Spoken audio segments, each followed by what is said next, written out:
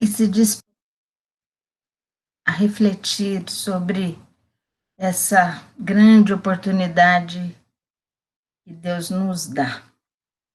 Vamos lá, são 19 horas, vamos juntos elevar os nossos pensamentos a Deus,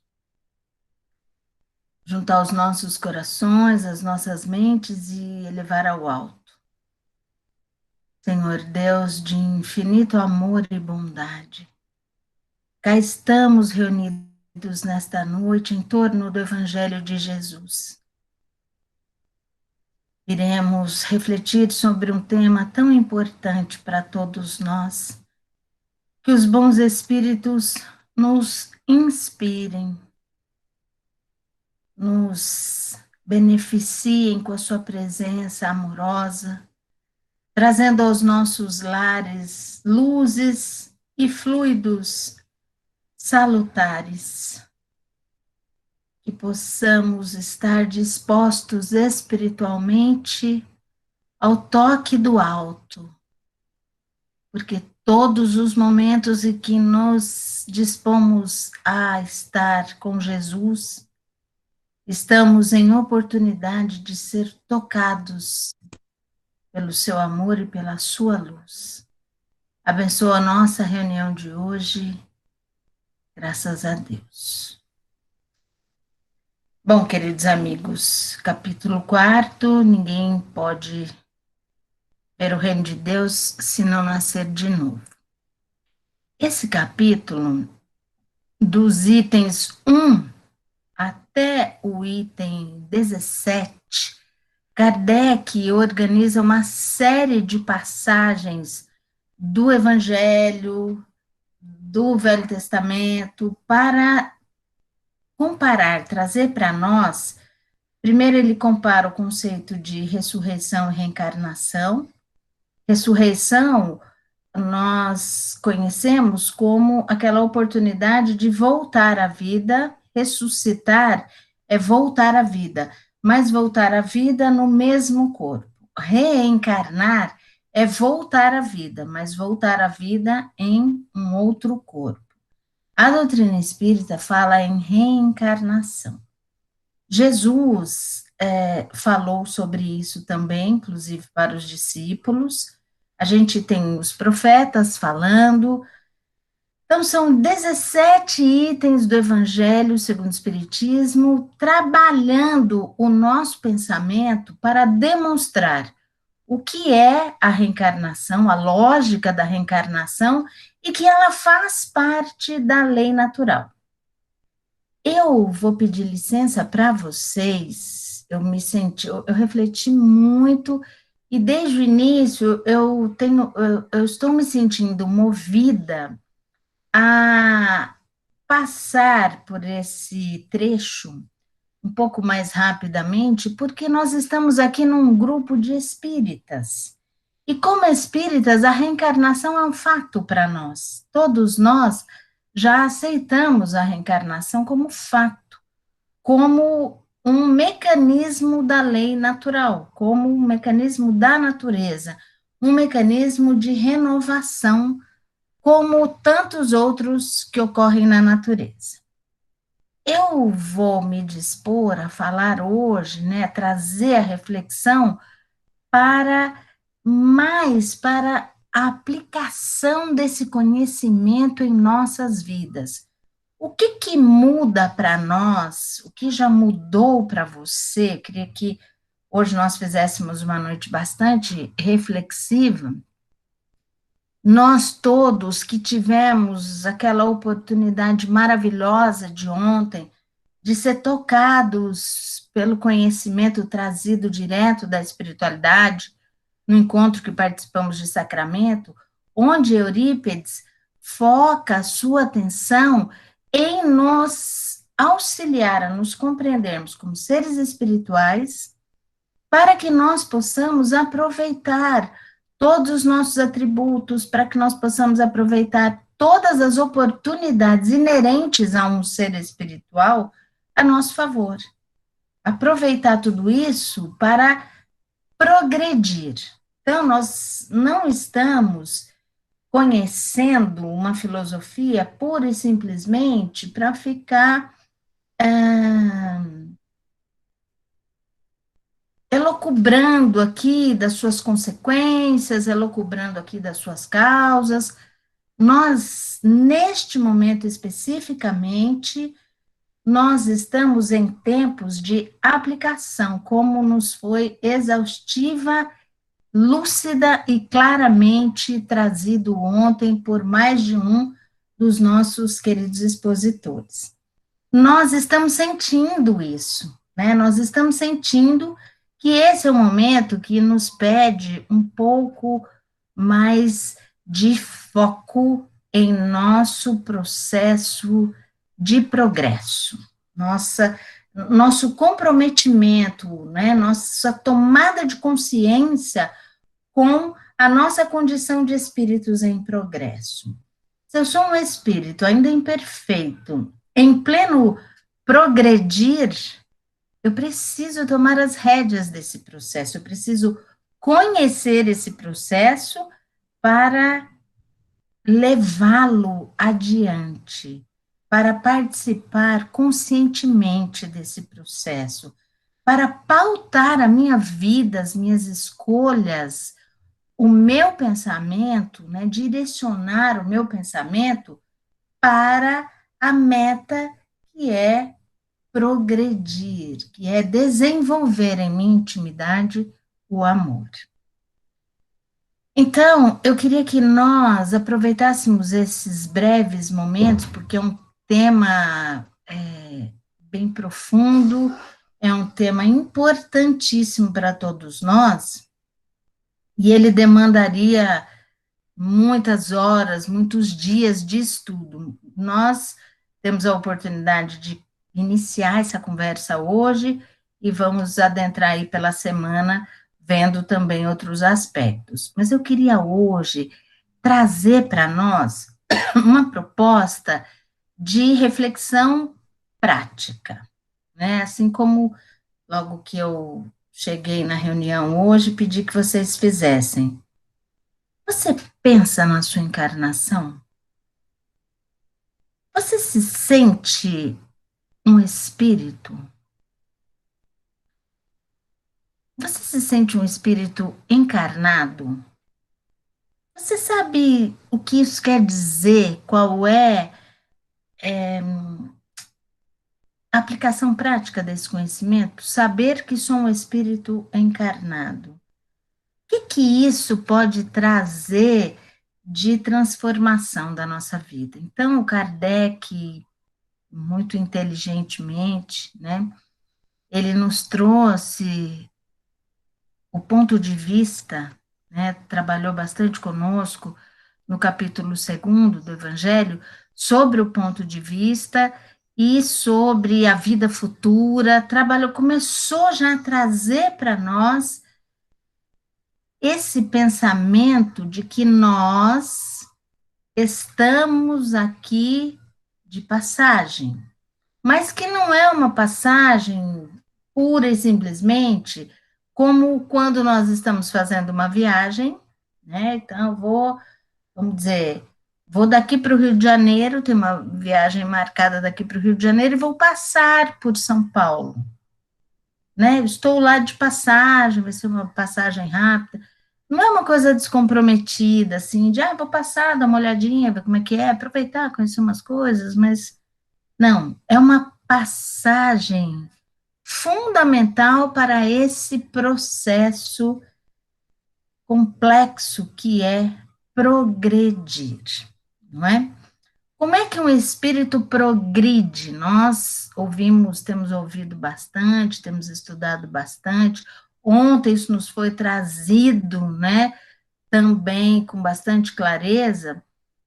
E uma coisa que nós aprendemos com Eurípides é que o processo de evolução, ele está pautado na transformação dos nossos sentimentos.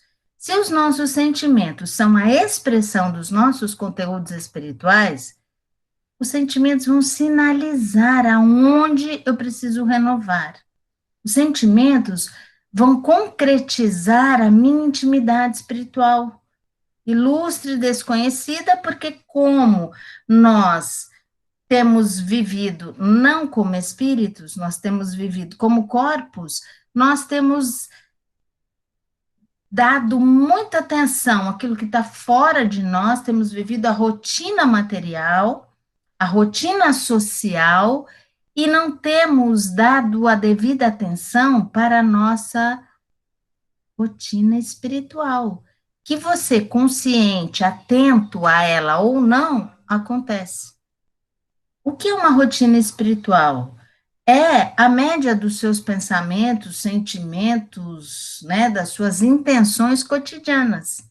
Por mais que você se paute em viver materialmente, você pensa, você sente, você direciona o seu querer, você escolhe, tudo isso é uso dos atributos espirituais, tudo é, é vivência espiritual.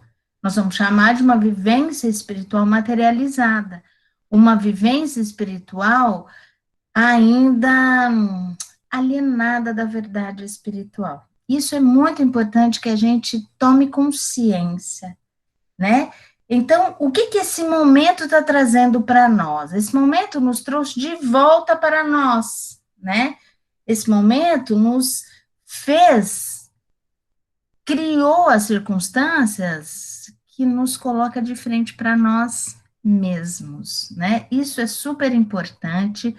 Além de super importante, é super misericordioso, porque estamos a caminho e, estando a caminho, nós temos ainda condições de corrigir nosso rumo, não é?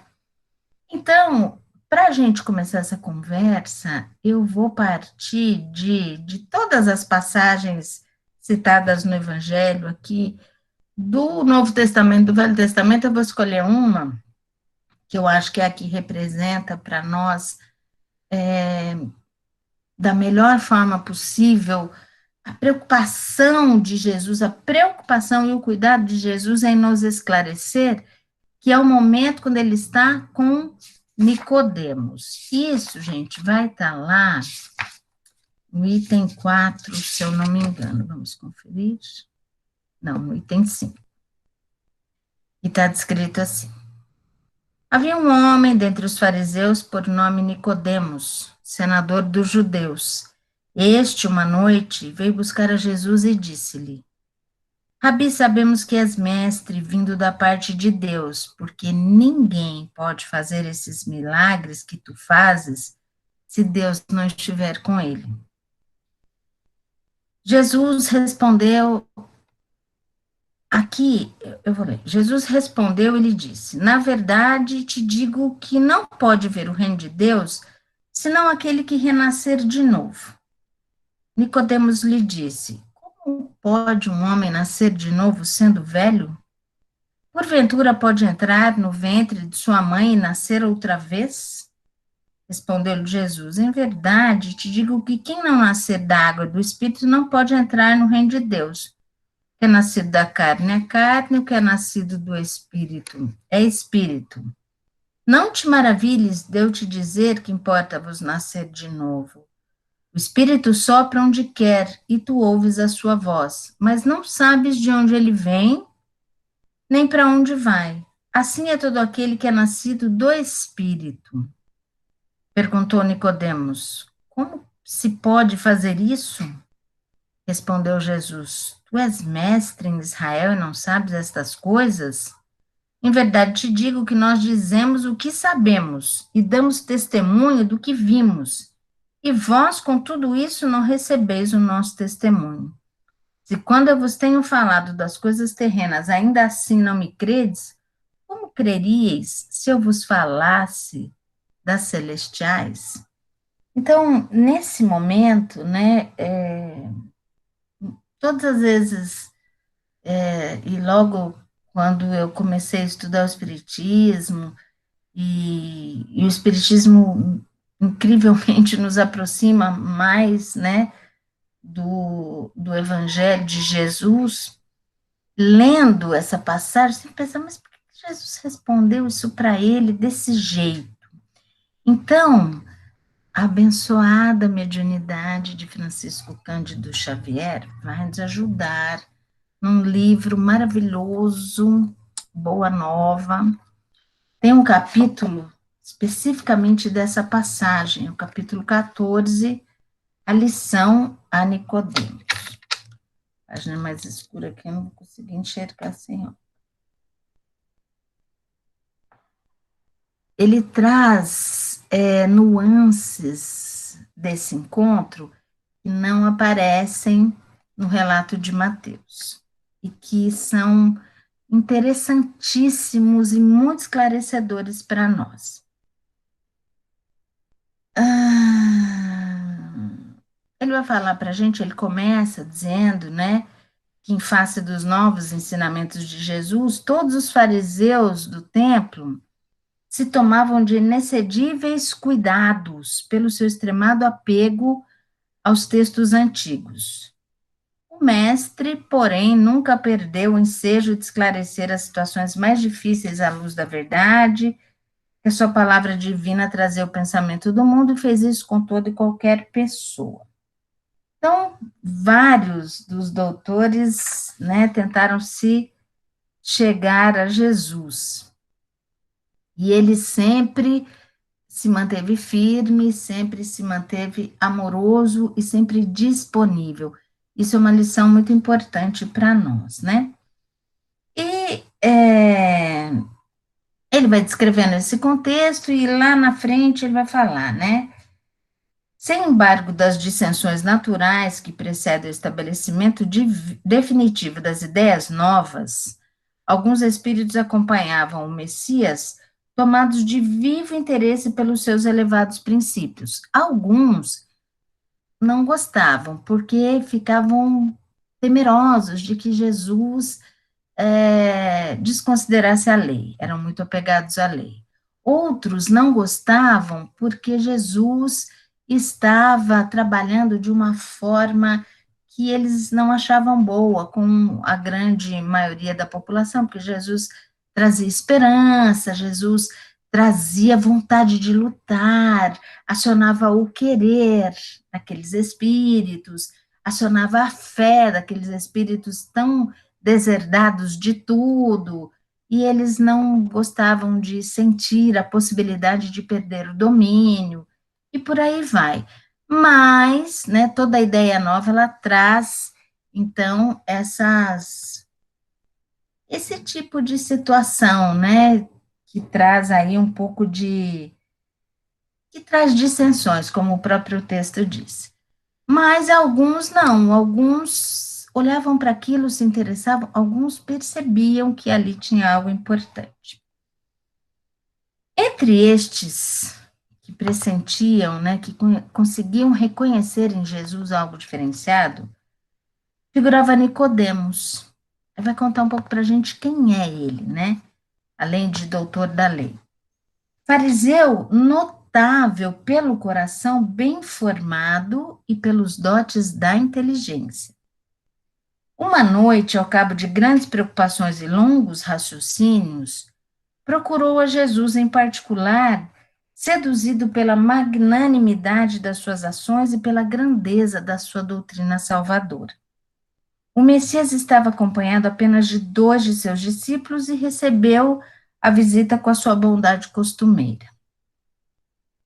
Após a saudação habitual, revelando as suas ânsias de conhecimento, depois de fundas meditações, Nicodemos dirigiu-se-lhe respeitoso. Aqui vai ter algo que não aparece no texto de Mateus e que é profundamente revelador para nós. Nicodemos diz assim: Mestre, bem sabemos que vindes de Deus, pois somente com a luz da assistência divina poderíeis realizar o que tendes efetuado, mostrando o sinal do céu em vossas mãos. Tenho empregado a minha existência em interpretar a lei, mas desejava receber a vossa palavra sobre os recursos de que deverei lançar mão para conhecer o reino de Deus.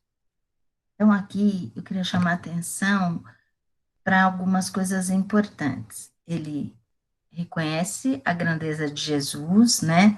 Bem sabemos que vindes de Deus, ele reconhece, fala, não, para fazer o que ele faz, só sendo tocado pelo poder de Deus. Então, ele reconhece que Jesus tem um poder especial, que Jesus é tocado por Deus, né? Ninguém poderia fazer o que você faz sem mostrar o sinal dos céus nas suas mãos. Ele reconhecia o bem que Jesus expandia, não é? Isso é uma coisa importante. A gente vê, ele tinha um coração bem formado, era uma pessoa, era um doutor da lei, mas ele tinha um diferencial, né? Da bondade no coração, do bem já morando no seu coração. Por isso, ele foi capaz de reconhecer o bem no Cristo. E aí é que vem uma dica importantíssima para nós. Tenho empregado a minha existência em interpretar a lei. É isso que doutores da lei fazem, né? Interpretam a lei. Mas desejo receber a vossa palavra sobre recursos que deverei lançar mão para conhecer o reino de Deus. Interpretar a lei não tem bastado, não tem sido suficiente. O que você me diz? Olha essa resposta de Jesus, gente.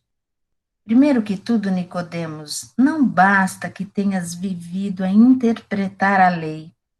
Antes de raciocinar sobre as suas disposições, deverias ter-lhe sentido os textos. Isso é uma dica para nós. Qual tem sido a nossa relação com o conhecimento? Nós temos interpretado ou nós temos sentido? Porque racionalmente, se nós perguntarmos, olha, nós estamos em 29 pessoas nessa reunião, né? Você sabe que você é um espírito? Ah, sei. Todo mundo que tem noções básicas de doutrina espírita sabe que é um espírito, né? Mas eu fiz a pergunta e vou repetir. Você sente que é um espírito? Você se sente um espírito? Ou você é totalmente identificado com o seu corpo? Ou você vive, você acha que você é essa estampa? Pensa bem nisso, né? Será que nós temos interpretado? Será que nós temos feito muitos raciocínios e não temos sentido o conhecimento? Porque há uma grande diferença. Então, Jesus dá essa primeira dica, né? Mas, em verdade, vos digo que ninguém conhecerá o reino do céu se não nascer de novo. Então, veja bem, Jesus responde isso para ele porque ele pergunta: me dá uma dica, como é que eu faço para conhecer o reino de Deus? Para conhecer o reino de Deus, você precisa nascer de novo. Ninguém chega lá sem passar pelo processo dos renascimentos. Aí vem o que a gente já viu lá, né? Mas como pode um homem nascer de novo, sendo velho, poderá regressar ao ventre de sua mãe? Jesus, em verdade, reafirmo-te ser indispensável que o homem nasça e renasça para conhecer plenamente a luz do reino. Gente, a reencarnação é muito importante a gente entender a encarnação, porque não basta eu saber que sou um espírito encarnado. Não, não, eu estou encarnado, uma hora dessa eu vou conhecer o reino de Deus. Não é assim. Nós precisamos aproveitar a oportunidade encarnatória.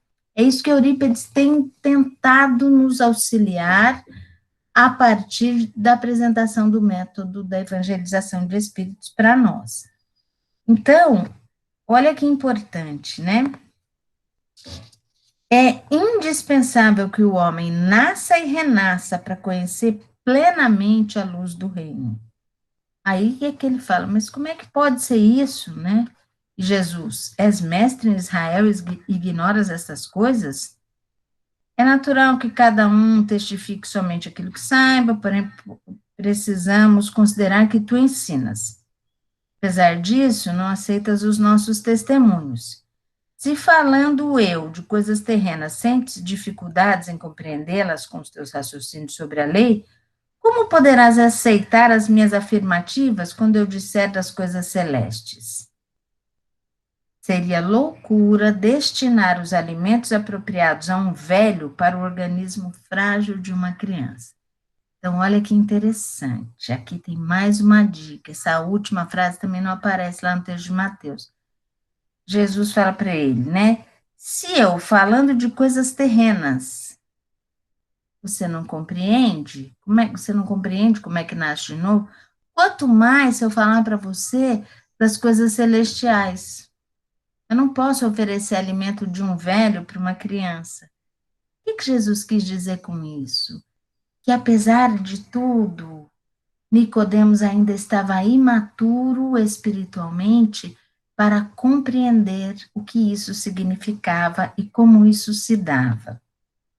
Extremamente confundido, retirou-se o fariseu, ficando André e Tiago empenhados em obter do Messias o necessário esclarecimento acerca daquela lição nova. Bom, aqui acaba a conversa com Nicodemos, ele vai embora, pensando intensamente naquilo, e Jesus fica lá com André e Tiago. Aqui tem muita dica para nós.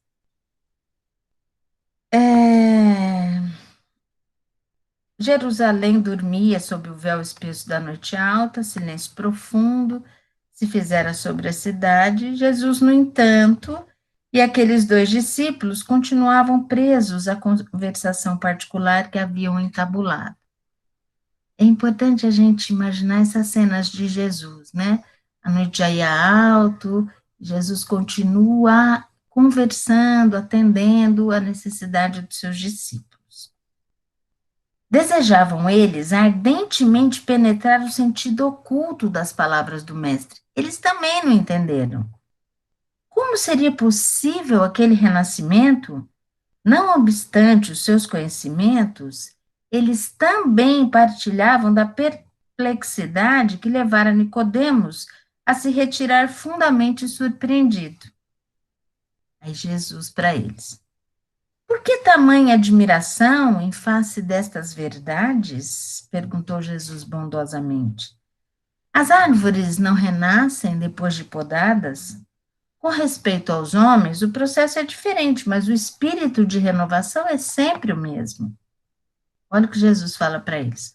O corpo é uma veste. O homem é o seu dono. Nesse momento, Jesus já fala: você é um espírito que tem esse corpo. Você não é um corpo que tem um espírito. Olha quantos de nós até hoje ainda lutamos para implantar essa ideia em nós. E ela é fundamental para que o nosso ponto de vista mude e nos leve a tomar decisões diferenciadas. E nos leve a tomar a rédea do nosso crescimento espiritual, cuidando intensamente, atentos aos nossos pensamentos, atentos aos nossos sentimentos, buscando a origem de tudo aquilo que assoma em nós, para que nós possamos trabalhar, para que a gente possa olhar para o nosso contexto encarnatório e compreender o quanto ele é educativo para nós.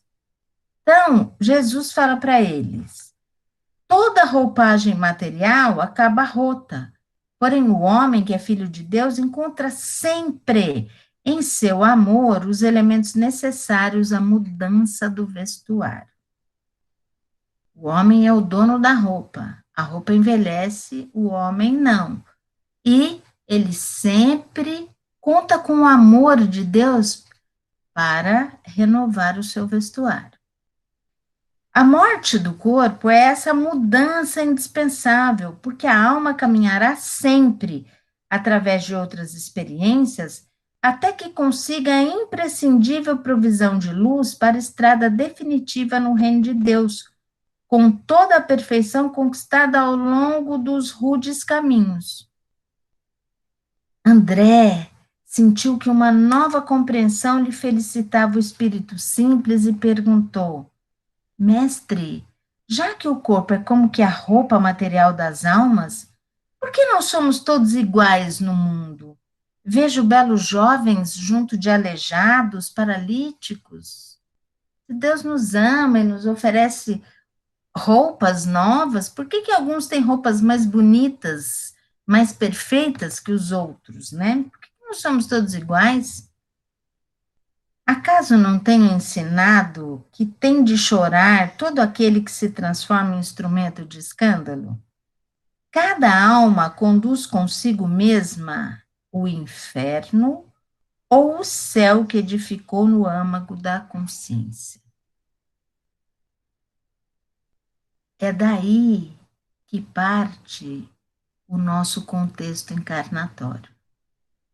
É da nossa intimidade, o resultado das nossas escolhas, das nossas edificações. Deus não tem a ver com essa distribuição que muitas vezes, mas Deus é injusto. Não, isso é colheita nossa, né? Seria justo conceder uma segunda veste mais perfeita e mais bela ao espírito rebelde que estragou a primeira?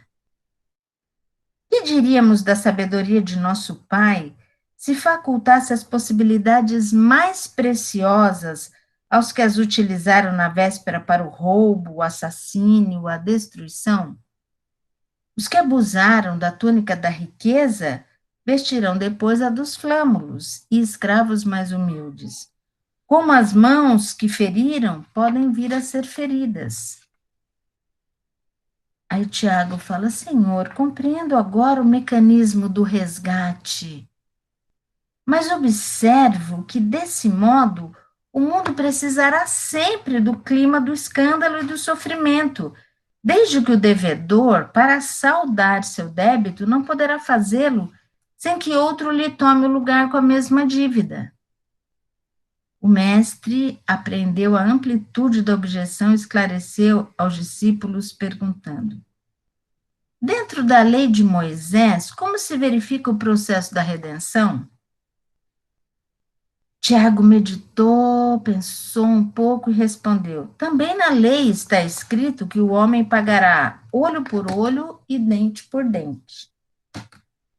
Também tu, Tiago, estás procedendo como Nicodemos, replicou Jesus com generoso sorriso. Como todos os homens, aliás, têm raciocinado, mas não têm sentido. Ainda não ponderaste, talvez, que o primeiro mandamento da lei é uma determinação de amor. Acima do não adulterarás, do não cobiçarás, está o amar a Deus sobre todas as coisas, de todo o coração e de todo o entendimento. Como poderá alguém amar o Pai, aborrecendo-lhe a obra? Contudo, não estranho a exiguidade de visão espiritual com que examinaste o texto dos profetas. Todas as criaturas têm feito o mesmo, investigando as revelações do céu com o egoísmo que lhes é próprio, organizaram a justiça como o edifício mais alto do idealismo humano. E, entretanto, coloco o amor acima da justiça do mundo e tenho ensinado que só ele cobre a multidão dos pecados. Se nos prendemos à lei de Italião, somos obrigados a reconhecer que onde existe um assassino, haverá mais tarde um homem que necessita ser assassinado. Com a lei do amor, porém, compreendemos que o verdugo e a vítima são dois irmãos, filhos de um mesmo pai. Basta que ambos sintam isso para que a fraternidade divina afaste os fantasmas do escândalo e do sofrimento. Gente, olha que coisa importante que Jesus coloca para nós, colocou lá para André e Tiago, e nós estamos tendo a oportunidade de ter acesso. A reencarnação, a nossa visão da reencarnação, ela veio se transformando ao longo da nossa experiência com a doutrina espírita. A gente achou que era punição, achou que era pagamento de dívida passada. Muitos de nós pensamos dessa forma, né? Mas Jesus vem e fala: olha, isso é interpretar superficialmente. Vocês estão deixando de pôr o ingrediente principal, é sentir a presença do amor. O amor cobre a multidão de pecados. Basta que dois inimigos percebam-se filhos do mesmo Pai, olha isso, sintam isso para que a fraternidade divina afaste os fantasmas do escândalo e do sofrimento. Quando finalmente nós reconhecermos aqueles que temos considerado inimigos como os nossos irmãos, e com isso nos dispormos a buscar em nós condições para sermos indulgentes, para compreendê-los, para respeitá-los em seu tempo e para finalmente amá-los, nós vamos neutralizar essa necessidade dessa roda encarnatória de sofrimento, de dor e sofrimento, de resgate. Nós vamos sair do mundo de provas e expiações, porque finalmente nós entendemos que o grande ingrediente a ser buscado por todos nós é o amor, porque ele transforma as nossas relações, ele transforma o nosso destino espiritual. Desde já, ele é capaz de nos tirar dessa necessidade de contatos difíceis, dessa necessidade de reencontros, de nós estarmos mantendo relacionamentos antagônicos.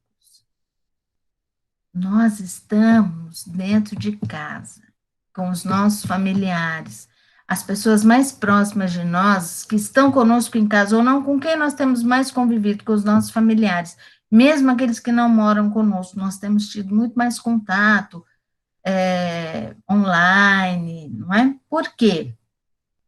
Porque essa iminência da separação nos toca e a gente quer estar próximo, né?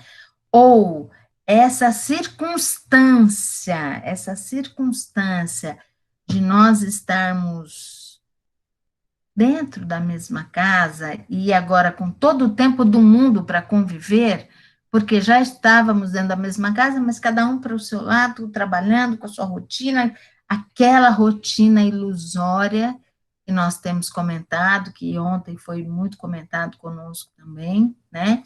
Que nos distrai do objetivo verdadeiro, nos impede de encarar a oportunidade de transformar. A gente pensa que não vai conseguir transformar. Fala, meu Deus do céu, essa pandemia agora, eu com essa pessoa, já era difícil, a gente está se matando em casa.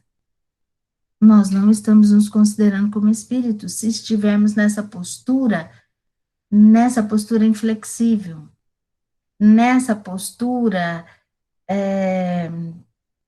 fechada, de que não somos capazes. Nós precisamos, olha que coisa bonita, me tocou muito uma coisa que foi dita ontem, que é assim, você só consegue ver o outro como espírito se você tiver luz em você, não é? Se você não tiver luz em você, você não consegue ver o outro como espírito. Por isso que este momento é um momento de estar consigo, de estar transformando, de estar acendendo as suas luzes, para que as suas sombras se dissipem e finalmente você consiga aproveitar a oportunidade encarnatória do reencontro, porque isso é estar encarnados. Deixa eu ver até se eu acho por aqui, eu pensei agora, não organizei, acho que não vai estar próximo aqui, um material que a gente usou para fazer com as crianças, para tentar explicar isso para as crianças desde pequenos. Vamos fazer um perfil emocional, quais são os sentimentos corriqueiros, o que vem durante a semana, anota no seu dia, o que você sente? A gente pediu às crianças para pintar isso. Esse tem lá um perfil vibratório. Em cima desse perfil, a gente fez de uma semana, mas, na verdade, quando você vai estruturar o seu planejamento reencarnatório, como é que isso se dá? Você olha para o seu perfil vibratório e define o que é que você vai trabalhar ali para renovar, para transformar. Então, se eu tenho um nódulo de dificuldade, aquele nódulo de dificuldade está ligado a um vínculo com determinado espírito, eu preciso reencontrar esse espírito. Não é para a gente pagar a conta um para o outro. É para que a gente tenha a oportunidade misericordiosa de nos enxergarmos como espíritos, como filhos do mesmo Pai, como irmãos, como seres em oportunidade de renovar, de livrar-se das suas nódoas, de livrar-se de tudo aquilo que é difícil, que a gente não quer manter isso mais, porque isso nos impede de expandir as nossas qualidades, as nossas grandes riquezas espirituais, das quais todos nós somos dotados, somos filhos de Deus, temos em nós as características divinas adormecidas, mas elas estão em nós. Nós precisamos nos esforçar muito para desenvolver a nossa potencialidade divina. E isso se dá através de um plano minucioso. A gente forma uma teia de relações, a gente já conversou sobre isso outro dia. Então, você tem lá a sua história espiritual, a sua memória de vivências espirituais, você olha para aquilo, encoraja-se a trabalhar determinada situação, determinado vínculo, determinada relação, pinça aquilo estrutura, você tira, aquilo forma, é a sua anterioridade. O que é que eu vou trabalhar daquele? Não dá para a gente trabalhar tudo de uma vez, por isso que a gente precisa de várias encarnações. Quando eu estruturo aquilo, eu vou ter o meu perfil, a base de onde vai se formar todo o meu contexto encarnatório, que é o chamado fato do espírito, que a gente ouviu dizer ontem. Então, a gente é todo esse conjunto, esse arquivo que nós recortamos, é isso que eu vou trabalhar nessa encarnação. E isso exige que eu encontre com aquele, que eu viva essa situação, que as situações existam para tocar na minha fragilidade. Porque é tomando consciência da minha fragilidade que eu posso trabalhar com ela, né? Se eu não percebo que eu estou doente, eu não vou tomar o remédio.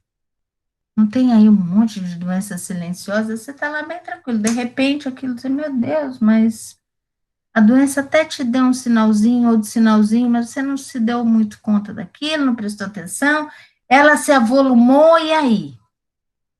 É a mesma coisa com a nossa questão espiritual. A gente precisa prestar atenção quando dói, quando incomoda. Aquilo é sinal da enfermidade, olha, estou aqui, precisa tomar o remédio. E o remédio é o evangelho, porque é lá que estão as lições de amor. Jesus foi claríssimo aqui para André e Tiago. Com a lei do amor, compreendemos que o verdugo e a vítima são dois irmãos, filhos de um mesmo pai. Basta que ambos sintam isso para que a fraternidade afaste os fantasmas do escândalo e do sofrimento. Para que tudo se estruture num novo movimento vibratório. Para que tudo se renove. É isso que a gente precisa confiar plenamente. Aí, Tiago ficou muito empolgado com isso. Quando ele compreendeu, ele falou: nossa, mestre, vamos então amanhã, na sua preleção de amanhã, vamos falar sobre esse assunto importantíssimo. Finalmente consegui compreender. Aí Jesus fala para ele: mas será que você não compreendeu ainda, Tiago?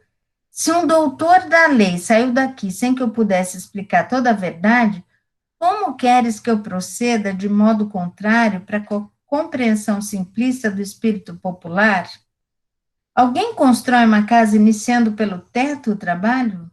Além disso, meu querido, mandarei mais tarde o Consolador, a fim de esclarecer e dilatar os meus ensinos. O Consolador está em nossas mãos.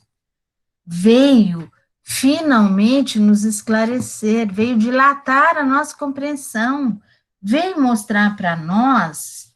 O livro dos Espíritos, a gente tem várias, eu separei algumas aqui, ó.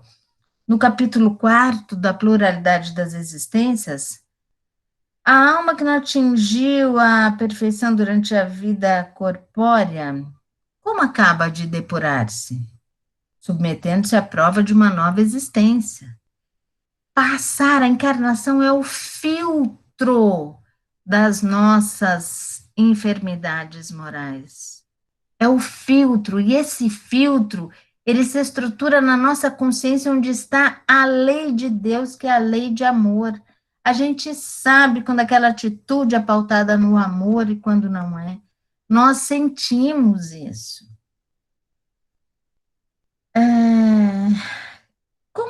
Como ela realiza essa nova existência? Pela sua transformação como espírito? A alma, né?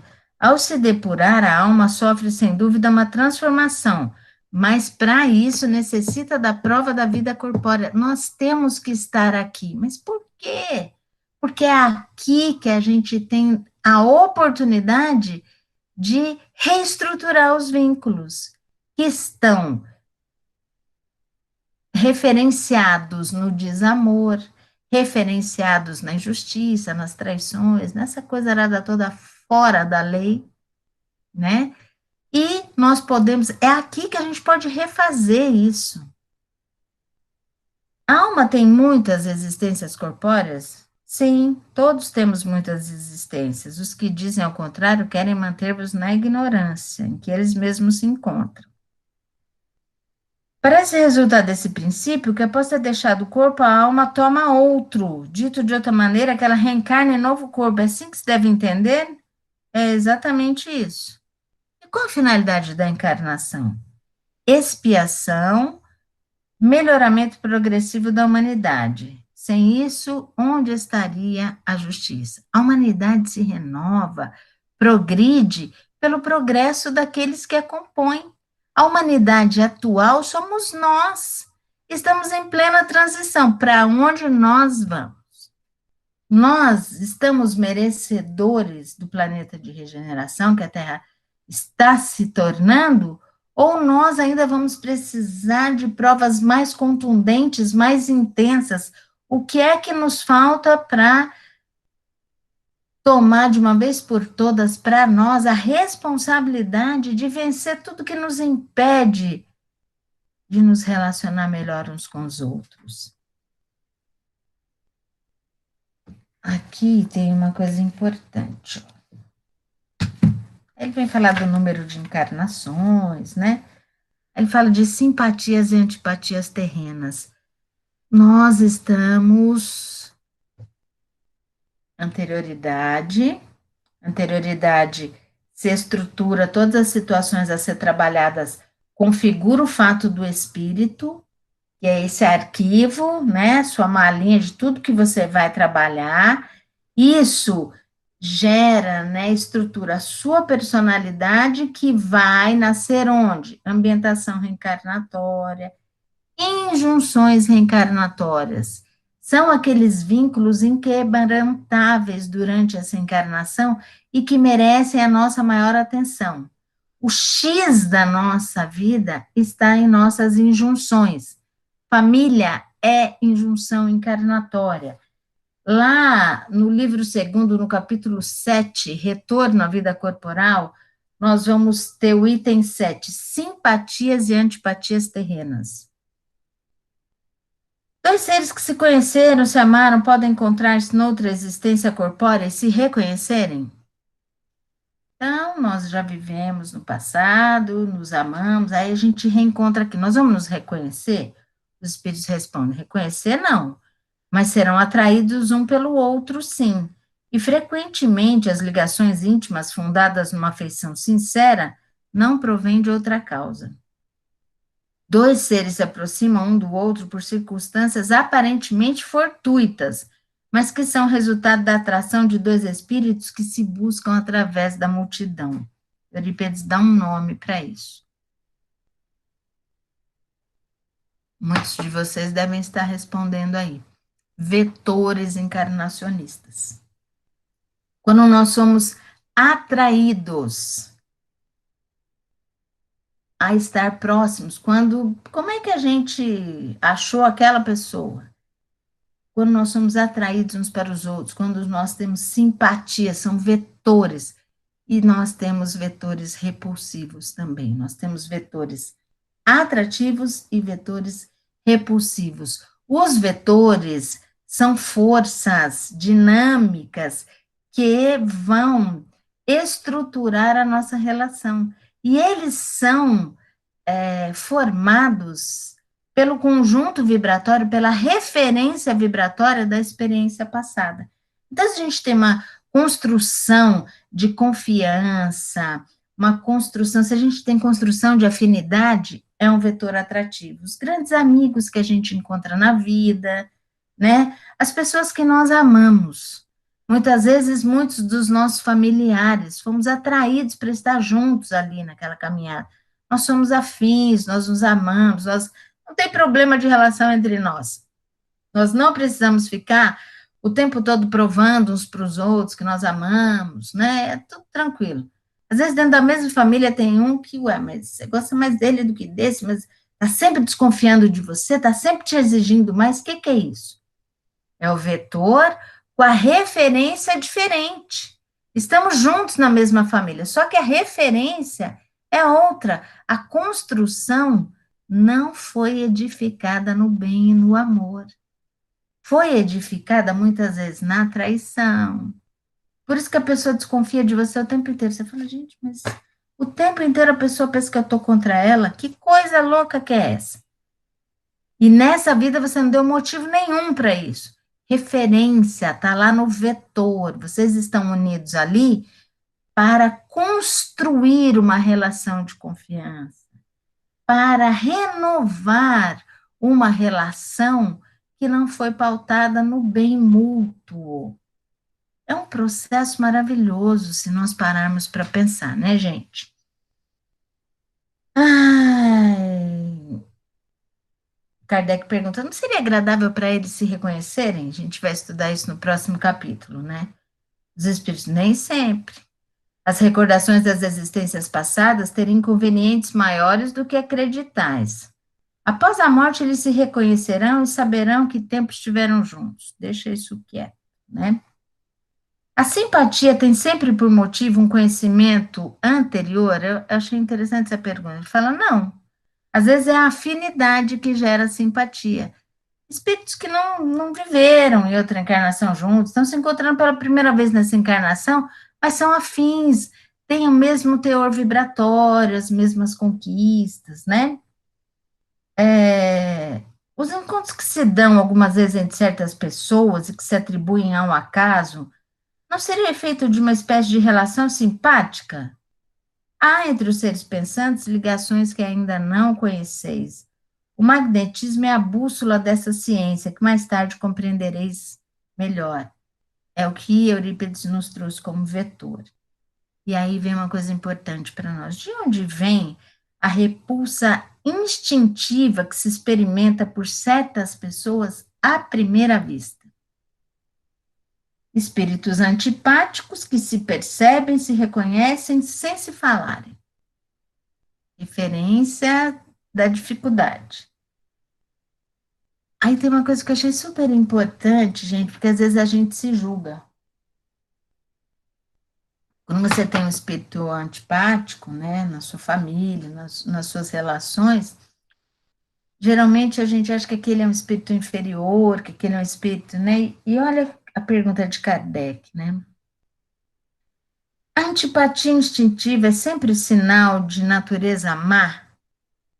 Dois espíritos não são necessariamente maus pelo fato de não serem simpáticos. Não. A antipatia pode originar-se de uma falta de similitude do modo de pensar. Mas à medida que se elevam, quando a gente se eleva, os matizes se apagam e a antipatia desaparece. A antipatia entre duas pessoas nasce em primeiro lugar naquela cujo espírito é pior ou melhor. Em uma em outra, não tem a ver com evolução espiritual. Não tem a ver. Você pode ter já caminhado bastante espiritualmente, já tem um monte de conquistas. O seu filho também. Só que vocês chegaram num ponto, né, da sua evolução que fala, gente, vamos solucionar essa questão? Está na hora de eu enfrentar. Já tenho bastante conquista, está na hora de eu enfrentar essa grande dificuldade da minha história espiritual. E aí programam esse encontro. E a nossa tendência, lógico, é achar que o mal é o outro, né? E não necessariamente. Essa dificuldade não é porque a pessoa, nossa, a vibração da pessoa é difícil, eu não aguento essa pessoa, tem uma vibração pesada. Pesada é a vibração que está em suas memórias espirituais precisando ser urgentemente trabalhadas, com o esforço íntimo, pessoal, próprio de cada um. Você não pode renovar essa relação em decorrência do outro. Não. Você renova em você. Mas o outro não muda, ele não quer me perdoar. Não tem problema. Você renova a referência. Você olha para aquele espírito e se esforça por compreendê-lo. Você olha para aquele espírito e humildemente, como temos no texto do Evangelho, pensa: um de nós errou. Por que que foi ele? A gente não sabe. A nossa tendência é achar que é o outro. Mas não, você não sabe. Por misericórdia divina, nós não sabemos. Um de nós errou. Quem de nós errou? Pouco importa.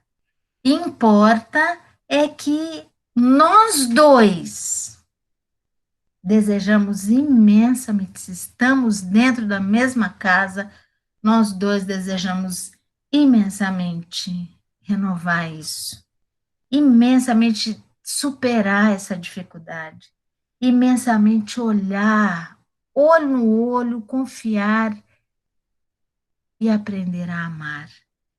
E nós estamos cansados de carregar peso, estamos cansados. Estarmos encarnados em plena transição é o grande sinal de que nós somos espíritos cansados de carregar bagagens de enfermidade, de lixo vibratório. A gente não quer mais isso. Senhor, que queres que eu faça? Quero que te renoves, quero que aplique o amor em sua vida. Quero que desperte a sua consciência para o bem de todos. Por que que nós temos boa vontade, muitas vezes, com quem não mora com a gente? Talvez porque a pessoa não mora com a gente não nos incomode. E por que aqueles que estão conosco nos incomodam tanto? Não é ele o incômodo. É imprescindível passar a sentir que o incômodo é meu. Algo dentro de mim pesa terrivelmente. Algo dentro de mim, algo na minha estrutura energética vibratória me impede de ser livre para abraçar essa pessoa, de ser livre. O que é que me amarra? O que é tão difícil? Por que eu me recuso? Muitas vezes nós vamos nos pegar, nós nos recusamos a dar uma oportunidade para a pessoa. Nós nos recusamos a nos aproximarmos da pessoa. Nós nos recusamos a ouvir a pessoa, muitas vezes. Nós nos recusamos a olhar para a pessoa, a conviver com a pessoa, a relacionar verdadeiramente. Às vezes estamos dentro da mesma casa, a gente espera ela entrar no quarto para a gente passar no corredor. Isso não pode, não cabe mais hoje. Não cabe, nós estamos na transição, num momento de renovar, de passar pela porta estreita, no momento de heroicamente viver o amor na adversidade. Haja fé, haja esperança em você mesmo e no outro, haja coragem, haja indulgência, haja paciência, haja tolerância, haja desejo intenso de ser livre e brilhar. A encarnação é a única porta de libertação que nós recebemos das mãos do Pai. E se não for nessa, nós vamos retomar tantas quantas forem necessárias para que drene-se, haja boa vontade, amiga. Haja boa vontade de nossa parte. Porque sabe qual que é o nosso grande problema? Que bom, então eu vou agora me dispor a isso. Mas aí o outro não responde igual. Aí nós vamos, não, mas eu sei, eu estou estudando evangelho, não, eu sou mais velho, ou eu sou mais, que recebeu mais, eu tenho que, e aí você, chega uma hora que você fala, dá licença, que já fiz tudo que eu podia e nada da pessoa mudar, a pessoa, você, a sua renovação independe da mudança da pessoa. Porque se você atrelar a sua mudança interior à mudança do outro, isso não vai acontecer nunca. Porque te pertence a sua mudança, a do outro não. A do outro é tempo dele. E nós temos, olha, Jesus nos amou como nós somos e está nos aguardando até hoje. Até hoje. Toda vez que o Saulo apresenta aquela linha do tempo dele, que é um trabalho, acho que poucos espíritos dão conta de fazer aquilo que ele fez, e em cada coisinha daquele ele abre um leque de milhares de outras coisas.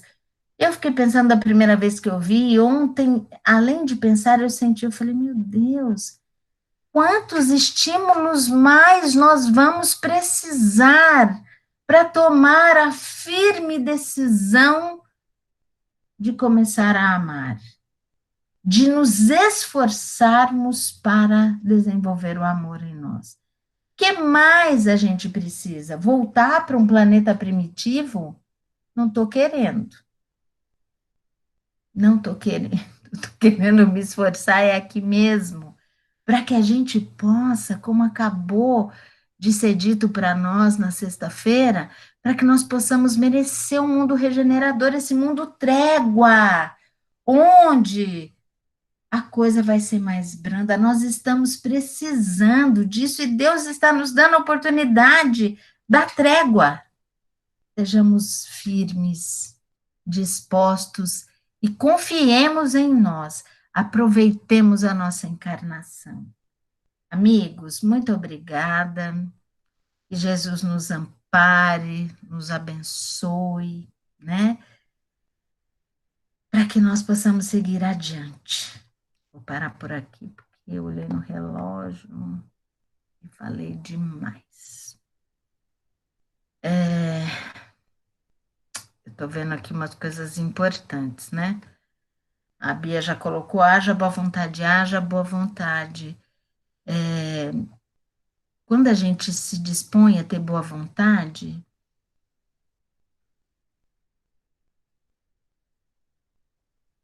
lá no Livro dos Espíritos, tem a perguntinha clássica lá de Kardec, né? Seria a caridade segundo Jesus. Porque a caridade é um valor, é uma virtude que nós temos que desenvolver, né? Faz parte do nosso programa. E aí os Espíritos respondem: benevolência para com todos indulgência para com as imperfeições alheias e perdão das ofensas. Ao refletir nisso, ó, começa por aqui, você tem que ter benevolência para com todos.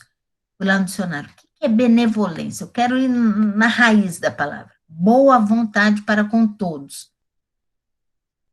Se analisa, você tem boa vontade para com todos? Não, nós temos imensa boa vontade com algumas pessoas. Nós temos um amigo, um amado amigo, ele já está no mundo espiritual hoje. E ele sempre, eu conversava muito disso com ele, ele falava, Gi, sabe o que que eu me incomodo? Por que que algumas pessoas podem falar o que for para mim, que eu compreendo e perdoo, e outra não pode falar uma vírgula, que eu fico louco da vida. O que que é isso? Como é que eu venço isso em mim? Nosso querido amigo Paulo Henrique estava percebendo que ele tinha benevolência para com alguns e má vontade para com outros. Quantas e quantas vezes nós conversamos profundamente sobre isso? Porque a gente conversa das nossas dificuldades com os amigos, né? Nós temos que conversar sobre isso. E essa era uma coisa que ele sempre colocava, era algo que mexia com ele. Ele estava despertando para isso. Ele despertou para a questão da benevolência para com todos. É um primeiro passo, gente. O segundo, indulgência para com as imperfeições alheias. Ué, é para as imperfeições que nós temos que ser indulgentes. Se é benevolência para com todos, é indulgência para as imperfeições de todo mundo. O que é ser indulgente? É não ver o defeito e procurar a qualidade, é não focar no defeito. Olha que dificuldade nossa. Todos esses são passos que nos ajudam muito a caminhar. E, finalmente, perdoar as ofensas. Porque sem ter tido boa vontade, sem ter sido indulgente com a pessoa que te ofendeu, te magoou, te humilhou, te traiu, sei lá mais o quê, dificilmente você perdoa essa pessoa. Porque você fica, nossa, mas essa pessoa não merece, isso é má vontade. Eu vou explicar para vocês por que eu não perdoo a pessoa. Aí a gente lista os defeitos da pessoa, as dificuldades, a pessoa é dificílima. Vocês vão saber, eu vou contar um pouco. Isso é falta de indulgência, porque é exaltar os defeitos. Como é que eu perdoo? Olha que caminhar, olha que processo claro e maravilhoso. Vamos começar sendo benevolentes. Toda vez que der aquela coisa, você fala, boa vontade, vamos trabalhar, boa vontade. O que que é, meu querido? Vamos. Jesus teve boa vontade, o povo vivia de pegadas, e para o tentar, e ele boa vontade com todo mundo. Depois vamos ser indulgentes, qualidade, focar nas qualidades, e aí perdoar. O Cássio, Gi, então o importante é tentarmos nos livrar dessas barreiras existenciais, né? É o X da nossa encarnação, Cássio. O livrar dessa barreira, a gente aprende na evangelização que você traça um objetivo existencial. É aquilo, você vai vencer aquilo. E aí, todo o seu contexto, ele se estrutura de forma que você tenha oportunidade de tocar naquilo, de renovar aquilo, né? Pode ser o preconceito, pode ser a rigidez, pode ser um monte de coisas. Você pensar, mas pode ser a sua arrogância, pode ser a sua prepotência, pode ser a sua vaidade, é um aspecto que, na verdade, ele está entrelaçado num monte de coisas, mas você tira aquilo na sua anterioridade. Pois muitas vezes o outro nem sabe desses sentimentos que temos e nutrimos por ele. Sim, senhor, é isso mesmo. Se sentimos isso, é um chamado ao esforço de nos livrarmos desse peso que nos drena. Isso. Por que que você é tão incomodado com a pessoa, meu Deus do céu? Nossa, eu não suporto. A pessoa começa a falar, já me dá uma coisa. Você está lá prestando atenção em toda uma reunião de trabalho, todo mundo falando. Aí a pessoa fala assim, olha aqui, olha o celular, você não escuta, você não se digna a escutar a pessoa, porque para você nada que venha dali é bom. Olha isso, é má vontade isso, né? É um sinal de onde devemos colocar o nosso esforço. O outro é o espelho para nós. O outro nos mostra qual é a nossa dificuldade. O outro nos mostra aonde a gente tem que trabalhar. É isso, queridos. É esse um começo de conversa, porque na verdade a gente podia estar aqui a noite inteira falando desse assunto, dando os nossos exemplos pessoais, né? Mas amanhã a gente vai conversar um pouco mais sobre os limites da encarnação, necessidade da encarnação. Vamos adiante aí, falando um pouco mais sobre essa questão, porque olha como Kardec é demais. Não vim destruir a lei, coloca o espiritismo no devido lugar. Meu reino não é deste mundo, fala, olha, tudo que a gente vai falar para você, nós estamos com vistas ao reino, tá? Há muitas moradas na casa do Pai, o reino, olha quantas moradas. Você, herdeiro do Pai, você pode morar em qualquer uma dessas moradas. Depende do seu esforço. Ninguém pode ver o reino de Deus se não nascer de novo. Olha, a encarnação ela tem uma função na sua vida. E aí ele vem para o capítulo das dores. Por quê? Nós vamos ver que as nossas maiores dores são as morais. A gente tem muita dor dentro de casa. A gente tem muita dor em nossos relacionamentos. Por quê?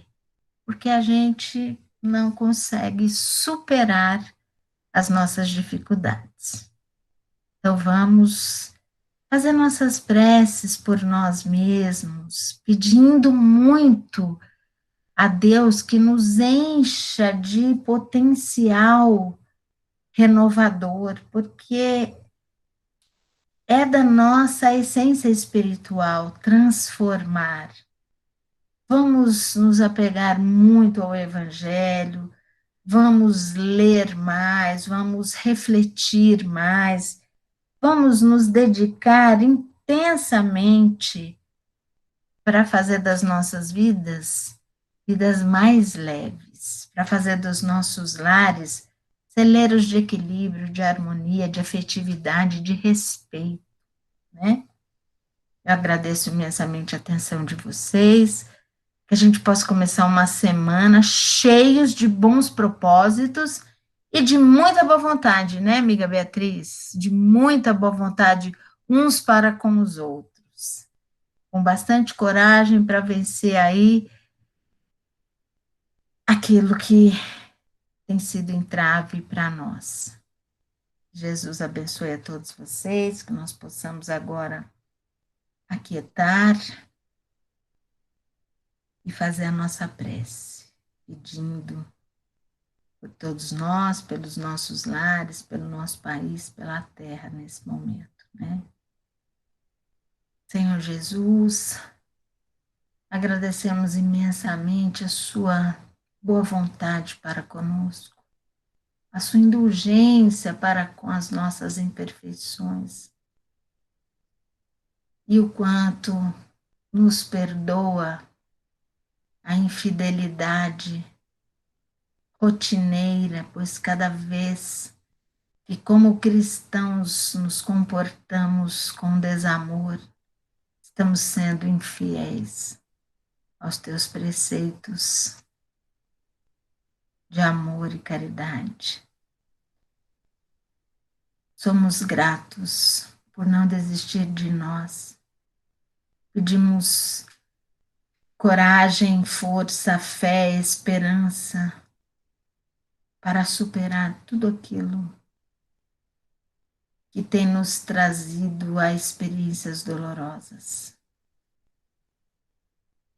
Pedimos, amado Jesus, pelos nossos lares, pelos nossos familiares queridos, por aqueles familiares que nos dispusemos a amar e não temos nos esforçado o suficiente. São espíritos que contaram conosco, com a nossa presença. Que a harmonia e as bênçãos do alto possa adentrar os nossos lares, tocar as consciências de todos que habitam conosco. Pedimos pelo Brasil, pelo mundo, por todos os sofredores, vítimas da pandemia ou de todas as dores que ainda persistem na terra, pela necessidade que ainda temos da dor como recurso renovador. Que possamos, de nossa parte, nos comprometermos a ser fontes de bons pensamentos, fontes de esperança, fontes de coragem, para que os bons espíritos, trabalhadores incansáveis do bem, possam contar com os nossos fluidos, sempre buscando renovação íntima. Que as nossas águas sejam fluidificadas e possam nos renovar intimamente. E possamos começar a nossa semana cheios de bons propósitos. Somos imensamente gratos pela oportunidade de participar do encontro de Sacramento, que sempre nos sinaliza o destino, a meta a alcançar e o método a aplicar. Obrigada, Jesus, por ser sempre conosco. Havemos de buscar a condição de ser sempre contigo. Dispensa-nos em paz. Graças a Deus.